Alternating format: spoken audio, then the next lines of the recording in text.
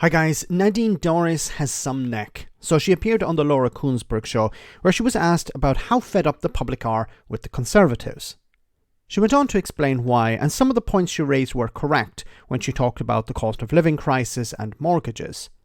The problem with this is that she was a massive supporter of Liz Truss, and it was under that Prime Minister that saw the economy trashed and mortgage rates rise. Dorries also claimed that Labour would be bad. What? Worse than the current shower. Have a listen. How fed up do you think the public is? I think it's worse even than probably your focus group demonstrated. It's people are just the apathy, they've had enough, and they're dealing with real life problems. And sadly, we have failed them as a government due to our own internal warfare which has taken place over the last 5 years. They're really seriously worried about cost of living. They're worried about an incoming Labour government and what that means, but as I'm sure you will have heard from people in your focus group. And they're incredibly worried about how they're going to meet their bills at the end of each month, how they're going to pay their rent or their mortgages. There are a lot of people who are about to come off 2-year mortgages that were on 1%, that are about to go up to 4 or 5%. People are really suffering, and we, I'm sad to say, have not helped them because of what the MPs within my party have been doing over the past 5 years. You sound like an opposition MP, not a former Conservative minister. minister. Well, I can tell you I'm no Labour supporter. And Oh my goodness. Okay. Isn't it strange how she's bringing up the cost of living crisis all of a sudden? Never mentioned it before, but now it's suddenly it's an issue. Now, she was correct that, yes, it's the cost of living crisis, rising mortgages, rising rents, things like that, that is going to convince people whether they want to support the Conservatives or not. But it is ironic that somebody who was a Liz Truss supporter and still is a Liz Truss supporter is saying, well, we need to deal with the cost of living crisis. You know, the Prime Minister who was there for 20 minutes and trashed the economy, yeah, we need to focus on the cost of living crisis. Now, she's trying to sell this idea that, well, you know, the public are turned off the Conservatives because of this infighting. And we haven't been able to improve people's lives because of this infighting. No, that's not true.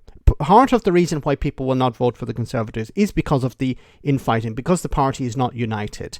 Labour are doing well in part because it seems like a united party. Now that may change after the election, but in the run-up to the election they're focused on, we need to win, and that's why they're going to succeed in part. The Conservatives, they have like 50 groups inside the party, all fighting amongst each other. So this doesn't bode well for the public.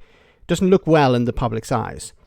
But that isn't the reason why people are going to vote against the Conservatives principally. It's the cost of living crisis. What have you done for the public over the last 14 years? Well, you've cut public services, you've imposed austerity, imposed a hard Brexit, made the cost of living crisis worse, trashed the economy, and now you say, well, you know, it could be worse. You could have the Labour Party in power. That's not going to work. I've said before, the election will be a referendum on the incumbent. People will go to the ballot box and decide, do we want more of this or do we want less of this? It doesn't matter who the opposition is. Keir Starmer doesn't really have to campaign. The Tories are doing enough damage on their own. So he needs to just step back and let the Tories crash and burn. It's important that after the election that he puts in place policies that actually help people. But in the run-up, unless there are debates or something, he really doesn't have to do anything. It's a referendum on the incumbent. Are people happy with 14 years of Conservative government or not? And the vast majority of people, it seems, are not happy. Now, you can't put this down to Tory infighting. Nobody in the government has helped people over the last number of years. Tory corruption, donors, the PPE contracts, all of this is culminating in a massive defeat for the Conservatives. Now, unless something happens, unless there's some dramatic event, but it's looking more and more likely that the public are going to get the Tories out. And you can't spin this as infighting. It doesn't work. It doesn't wash. Let me know in the comment section, guys, what you think. As always, your comments are greatly appreciated. Thanks a lot.